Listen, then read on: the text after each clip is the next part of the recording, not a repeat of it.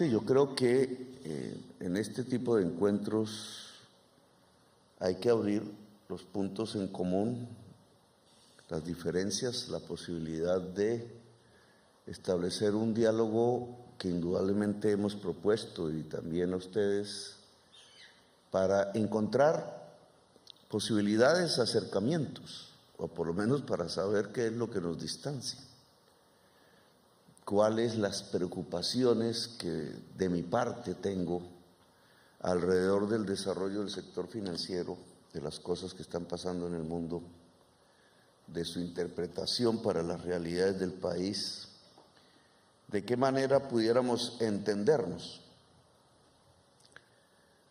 Nosotros no estamos proponiendo en ningún momento que se elimine el sector financiero de la vida económica de un país, de nuestro país, sino de cómo puede servir en la generación de riqueza y en su democratización. ¿Por qué en la generación de riqueza? Porque indudablemente somos un país raquítico desde el punto de vista económico. En esto, lo que acabo de escuchar de que dijo Hernando José Gómez de Mario Pardo, pues tengo que decir que estoy de acuerdo con Mario Pardo. ¿Dónde es que se genera la riqueza? Es un gran interrogante que se han hecho los economistas. En la pasada reunión con la ANDI profundizamos el tema. La riqueza se genera en la producción, en el trabajo. Y por tanto, si no hay un sector productivo fuerte, como bien dice Mario Pardo, pues no hay un sector financiero fuerte. Si es fuerte y el sector productivo no lo es, se desploma. Es insostenible. Y entonces aquí, digamos, voy a transmitirles mis preocupaciones. Desde el año 2008, en todo el mundo hay una crisis que no ha cesado. Es más, las noticias lo que van mostrando es que se profundizaría para los próximos meses, el año entrante, etc. Desde el 2008. Es decir, llevamos un ciclo largo, como decía Kuznets, un ciclo largo de recesión y estancamiento económico en el mundo. El COVID fue apenas un episodio más que hundió aún más las posibilidades económicas, pero fue un episodio más desde el 2008 con la crisis que estalló a partir de un problema financiero y de un problema económico y social. En resumen, de acuerdo a los análisis que han surgido de ese periodo, ¿qué fue lo que pasó? Podríamos llamarlo en términos populares, un sobreendeudamiento. Desde el punto de vista técnico eso lo pueden llamar profundización financiera, eso se puede llamar financiarización, pero popularmente es básicamente que el incremento de la deuda aumenta sobre el porcentaje, como porcentaje sobre los ingresos de las familias y de los estados. Ese incremento fundamental, digamos, del mundo financiero en el consumo, no solamente en la producción, en la circulación de las mercancías y en el funcionamiento de los estados, fue presentado, digamos, después de una gran presión, de un cambio de normas de época, diríamos, que se llamó desregulación financiera. Se creyó que desregulando el sector financiero en todo el mundo, contra esto no se puede ni se pudo poner ningún presidente, lograríamos unos mejores niveles de eficiencia económica, de asignación de los recursos, etcétera. Pero no sucedió. Sucedió la crisis del 2008. La crisis del 2008 es una especie de tijera, al mismo tiempo que hay un crecimiento del endeudamiento generalizado. Por el otro lado, en la otra parte de la tijera, hay una caída de los salarios en el caso de los Estados Unidos, del salario relativo. Es decir, el porcentaje de salarios dentro de la riqueza generada es cada vez menor en una sociedad que está dividida exactamente entre asalariados y rentas de capital, ganancias de capital. Si cae la base de los ingresos de las familias, que en el caso de la economía norteamericana es el salario, la capacidad de pagar las deudas se desploma. Y esa es la crisis del 2008. La banca había usado unos mecanismos de derivados, de hacer dinero con el dinero, llamémoslo así exactamente, que genera la ilusión, que yo como estudiante de economía estudié, la ilusión monetaria, la creencia que el dinero es el generador de la riqueza en sí mismo. Toda esta política, digamos, que surge en todo el mundo a partir de la liberación de los mercados financieros, se estrella con la realidad simple de que al final no importa la complejidad de la construcción financiera en donde se puede ganar dineros con el dinero, simplemente aparece la realidad de la producción, la realidad de la generación de riqueza real, la realidad de una economía que, como en los Estados Unidos, ya no permitía que el salario real de sus trabajadores y trabajadoras creciera y por tanto ya no podían pagar las famosas casas de Miami y de varios estados de los Estados Unidos, generando un efecto en cadena que desplomó toda la economía mundial, con las consecuencias que ya todos conocemos. De eso no nos hemos levantado. De esas circunstancias incluso lo que ha habido es como un camino negacionista. Vamos de crisis en crisis, de emergencia en emergencia. Nos volvió a existir un ciclo de prosperidad hasta la fecha, sin preguntarnos los cambios que realmente el mundo tendría que producir y por tanto nuestro país. En medio de esa crisis del 2008 tenemos la crisis climática. La crisis climática no es un episodio incluso mediático, televisivo, superable, transitorio, tal cual está planteada por la ciencia, que es la que ha alarmado al mundo. No fuimos nosotros los economistas, fue la ciencia, a pesar que creo que los economistas generaron el problema. Los economistas no pueden interpretarlo porque tienen que negar su propio paradigma con el cual han preceptuado numerosas políticas públicas a lo largo y ancho del mundo. Son los científicos, los biólogos, los climatólogos, los geólogos, etcétera, los que nos están planteando un problema civilizatorio fundamental. Si no descarbonizamos la economía, rápidamente perecemos. No es que se nos empobrece un poquito la vida, no, perecemos en un tiempo que no es muy largo, con un deterioro permanente y paulatino, cada vez más acelerado de deterioro de la calidad de la vida, de lo cual el COVID-19 nos dio una demostración.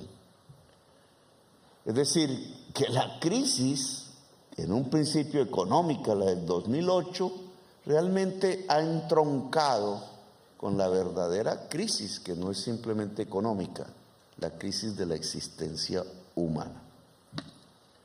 Y en un mundo así, pues las cosas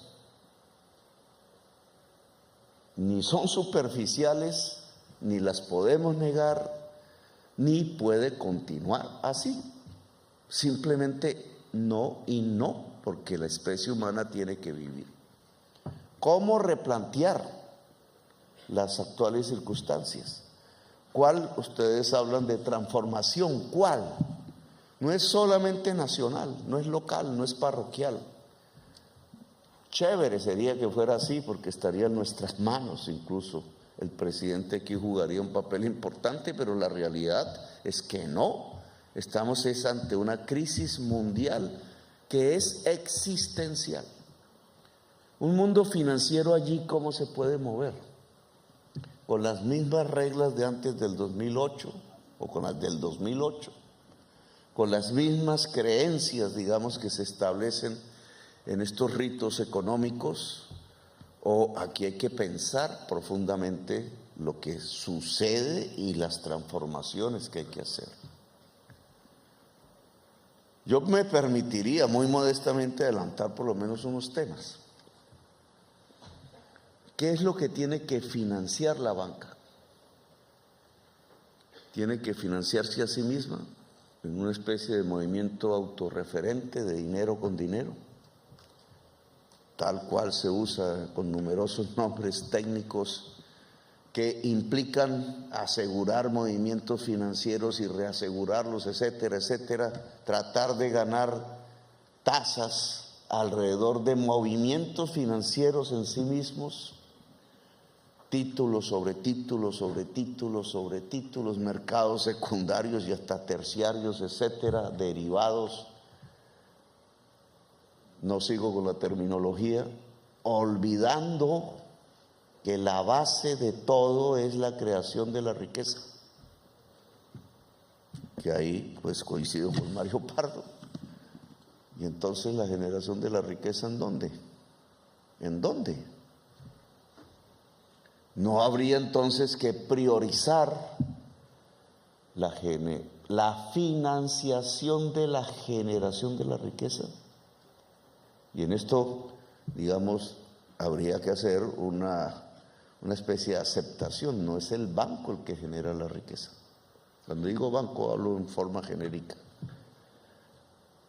Es la producción la que genera la riqueza. Esa es la Mazzucato que usted quiere invitar, Hernando Gómez, pero es que la Mazzucato no está hablando de algo nuevo. Eso era lo que decía Adam Smith, David Ricardo, hasta Marx, que también toca leerlo. Todos los clásicos de la economía partían, liberales, no liberales, socialistas, no socialistas, partían de un hecho, de reconocer que la generación de la riqueza está en la producción, que una sociedad es más rica si tiene más capacidad productiva y es más pobre si no la tiene. Y creo que la evidencia de 2 siglos nos lo está demostrando. Entonces, el sector financiero, que no es un generador en sí mismo de la riqueza, que la puede transferir, y ahí hay uno de los grandes interrogantes, ¿de dónde hacia dónde transfiere la riqueza? Pero que puede ayudar a generarla si financia la producción. Entonces tiene un campo para solucionar las crisis actuales que estamos viviendo y que a mí me parece profundamente pertinente para Colombia: financiar la producción. Significa que no sea, dentro de la escala del financiamiento, no sea una partida más, sino que sea la prioritaria, la principal, la más cuantiosa. Claro, entre un mundo en donde el banco puede financiar títulos de títulos de títulos, y eso puede sumar unas masas de dinero muy importantes desde el punto de vista de la contabilidad respecto a financiar la producción, la agricultura, la industria, el turismo, si quieren, la construcción, que es una parte de la industria. Esto segundo tiene que ser lo principal, porque es lo que puede generar riqueza. Y entonces una primera propuesta de diálogo es cómo se vuelve prioritario financiar la producción. Aquí se abren cualquier cantidad de debates. Se puede financiar con el crédito o tasa de interés de mercado, solo dependiendo de las rentabilidades de la producción podría decirse que sí. Se puede establecer una política antiinflacionaria en donde lo que crece es la tasa de interés y olvidarnos de la producción. Y aquí no estamos hablando de ustedes propiamente, pero eso es posible, o deberíamos discutir eso. Los Estados Unidos, la Reserva Federal tiene como objetivo primero la producción. La producción. Discusión también que sobreviene con este tema. Se puede pensar en el caso colombiano, no es lo mismo en otros países, que financiar la producción equivale a democratizar la producción, es decir, democratizar el crédito. Si la estructura económica colombiana tal cual la tenemos hoy es oligopólica y raquítica y no genera la riqueza suficiente, por lo menos para superar nuestras pobrezas y nuestras carencias, entonces acrecentar la producción en Colombia, caso agricultura, no implica democratizar el crédito para que se democratice la producción agraria. Tema también de debate que estamos proponiendo además, porque esos son los temas de un posible pacto social, porque entonces se trata de que millones de personas puedan producir en el campo y en la ciudad. En el campo es fácil poner el tema porque llevamos décadas discutiéndolo, cómo millones de campesinos pueden producir. Ya ustedes mencionaron algo ahora en su exposición, cómo millones de personas en las ciudades pueden producir potenciando la economía popular, que es un concepto que nosotros queremos poner aquí, que antes le llaman esa informalidad, etcétera, como si se tratara de algo pecaminoso y resulta que es la mitad de la economía colombiana, que hay que reconocer al menos, pero potenciar esa mitad de la economía que llamamos economía popular es generar riqueza, incluso generar equidad social, igualdad social. ¿Cómo hacerlo? Sabiendo que hasta ahora, y esto no en forma general, hay excepciones, pero hasta ahora el mundo financiero apenas sí toca esos mundos, el sector campesino, el sector de la economía popular. Esos mundos han sido tocados hoy por hoy es por el gota a gota y sus similares, que son los que han financiado a tasas, en algunos pueblos me decían del 20% diario de interés. Pedazos de producción, pedazos muy pequeños de comercialización. ¿Qué actividad de negocios productivos se puede generar en Colombia si la tasa de interés es el 20% diario en ese tipo de negocio, que al final no es sino un lavadero de la mafia, de las mafias? Pues lo que indica la aparición del gota a gota es ni más ni menos una incapacidad del sector financiero por tocar la economía popular y la economía campesina y otras formas que nos muestran un camino por hacer, por construir, que si aceptamos que buena parte del crédito vaya a la producción, entonces tenemos un segundo aspecto, y es que buena parte de ese crédito vaya hacia los nuevos productores o productores y productoras potenciadas que estarían en la economía campesina, del pequeño y mediano empresario agrario, en la cooperativa agraria, en los procesos cooperativos de agroindustrialización que toca implementar, porque si la economía campesina se queda simplemente en el producto bruto agrario, y no logra transformarlo, y para poderlo transformar tiene que tener algunos tipos de economía de escala que obliga a una asociatividad, si eso no se financia, pues tampoco la economía campesina puede surgir, porque no es en el producto en bruto como en los tiempos en que exportábamos café en grano, sino es en los productos elaborados donde se va generando la riqueza. Lo mismo tendríamos que plantearlo en el campo urbano. Claro que hay experiencias. En el campo urbano, cooperativas de mujeres pueden perfectamente pagar los créditos. Alguien dirá, ¿y qué van a producir las cooperativas de mujeres? Confecciones, diría alguien por ahí, entre muchas cosas. Todas las cosas las pueden producir. Pero cuando uno, y toco el ejemplo de las confecciones, cuando uno ve que el Estado, sin proponérselo obviamente institucionalmente, pero ha generado a través de las dinámicas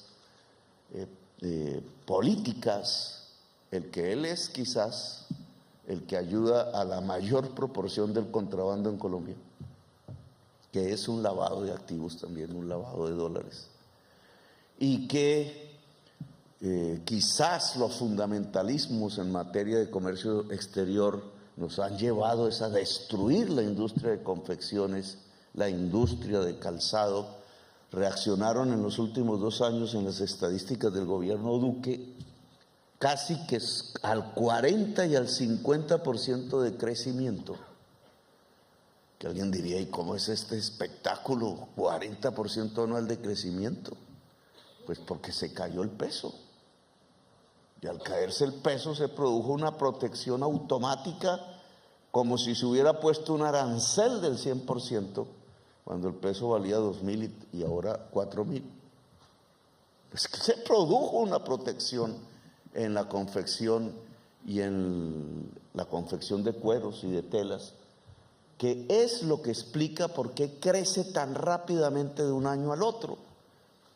Bueno, y entonces una política de industrialización, una política de crecimiento agrario, de agroindustrialización, es decir, una política de creación de riqueza, no solamente necesita de una democratización del crédito, sino de otras políticas públicas, pero aquí hablemos de eso. ¿Cómo lograr la transferencia de riqueza, del ahorro, del dinero a través del sector financiero hacia la financiación de la producción, y cómo lograr, financiando la producción, que se democratice entonces la producción y por tanto la riqueza? Es decir, que la sociedad colombiana sea más igualitaria. Si es más igualitaria, será una sociedad muchísimo más pacífica. El tema de la paz aquí es un eje central. Y agregaría un tercer elemento, y simplemente en medio de esta crisis que estamos viviendo en el mundo desde el 2008, sin respuestas, no hay respuestas en este momento en construcción, hay balbuceos. Pondría el tercer elemento, y es donde se ha entroncado la crisis financiera mundial, la crisis productiva mundial, y es la crisis climática. No se sabe a ciencia cierta si el capitalismo tal cual lo conocemos es capaz de superar la crisis climática. No hay una ley que nos lo diga. Capitalismo tal cual lo conocemos solo invierte en donde hay rentabilidad. Esa es su lógica. Solo construirá tecnologías e implementará tecnologías si éstas hacen más rentable la producción, es decir, si crean y aumentan productividad, es decir, si hacen que el trabajador por unidad de tiempo produzca más cosas. Ese es el capitalismo. Si esas tecnologías, como las que hoy se necesitan, verdes, pónganle ese apellido si quieren, es decir, que quitan carbón, no son tan rentables, el capitalismo podría simplemente incumplir su tarea y se enfrentaría contra la existencia de la humanidad.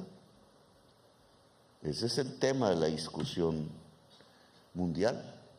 ¿Cómo acelerar el cambio de tecnologías quitando el carbón y el petróleo del camino. Hasta ahora, realmente, si miramos los resultados, estamos perdiendo como humanidad. El que Alemania hoy decida, en estos días, decida que su producción industrial se base otra vez en el carbón, así no lo compren a nosotros y hagamos nosotros unos balances positivos, es una derrota de la humanidad. Y eso es lo que está pasando en este momento, un retroceso, incluso en medio de la guerra, para adelantar las tareas de una economía descarbonizada. Si el capital no lo hace, la humanidad lo hará porque no se dejará extinguir. Ahora, supongamos que el capital lo puede hacer. ¿Eso qué significa? Que las finanzas, el mundo del sector financiero, financie la economía descarbonizada y no la economía carbonizada, que espero me entiendan, es la que usa combustibles fósiles y materiales fósiles que terminan emitidos calentando el planeta y creando esta crisis que puede acabar con la vida. El mundo de las finanzas ha estado en varias COPs y allí llegan los lobbies y foros en donde se sientan los principales bancos del mundo con los gobiernos y la prensa mundial a discutir si puede los CEOs de las compañías aseguradoras más grandes, planteando que la visión de los seguros puede garantizar la adaptación al cambio climático porque financiaría actividades, aseguraría actividades menos riesgosas climáticamente y dejaría de asegurar actividades supremamente riesgosas desde el punto de vista climático, que es la tesis, digamos, en donde se puede entroncar el sector financiero con la crisis climática.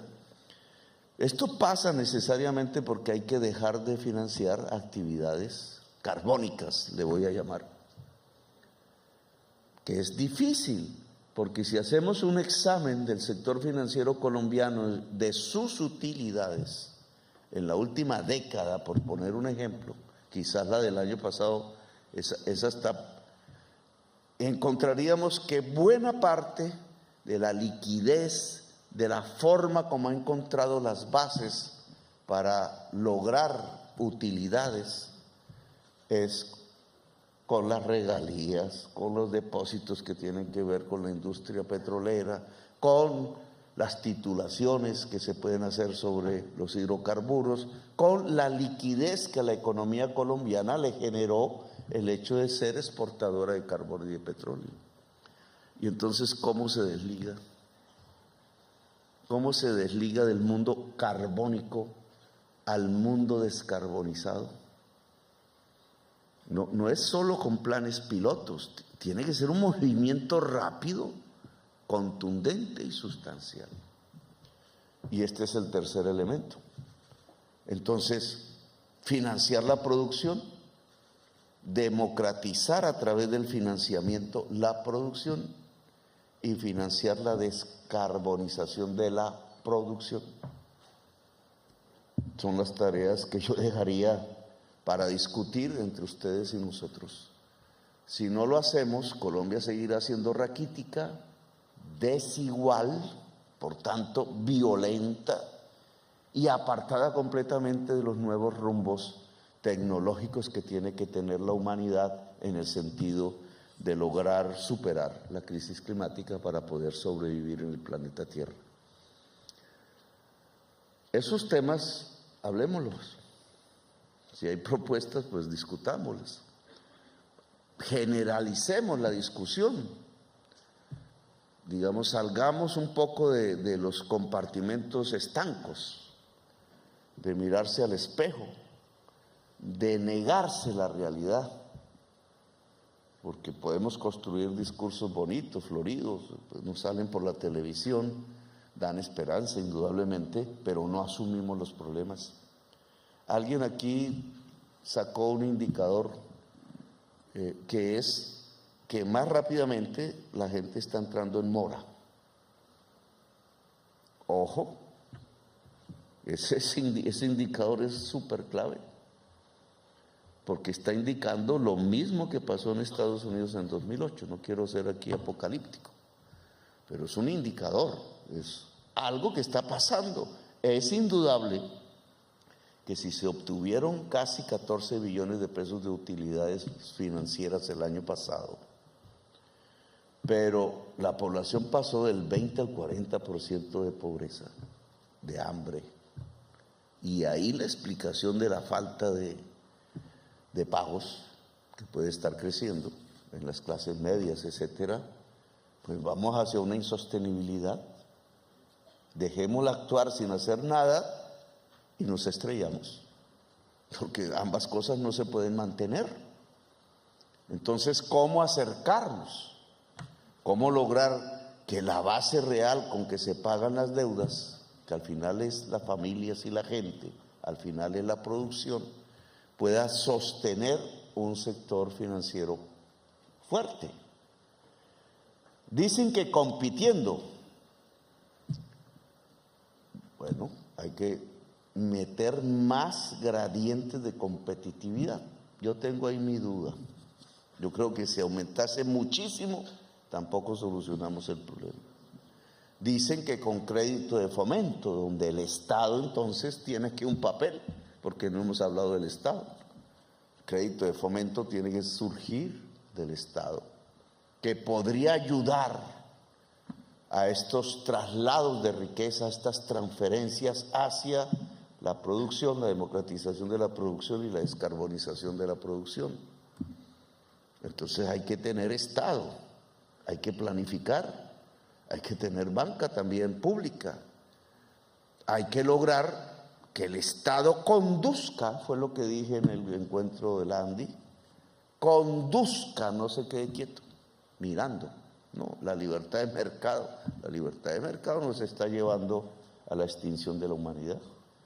Toca conducir y conducir bien, un Estado que pueda conducir el mundo financiero hacia unos objetivos sostenibles en términos de producción, democratización de la producción y descarbonización de la producción. Si podemos ir hacia allá y el Estado puede ayudar, las normas pueden ayudar, las instituciones públicas pueden ayudar y el sector privado bancario y financiero puede ayudar, pues entonces yo creo que vamos hacia un puerto más firme y más seguro, mejor, en algún tiempo, sin pensar en paraísos e ilusiones y utopías, hacia un mundo mejor, por lo menos donde podamos vivir y donde no nos matemos los unos a los otros y donde el riesgo de extinción de la humanidad no exista. Gracias, muy amables por haberme escuchado.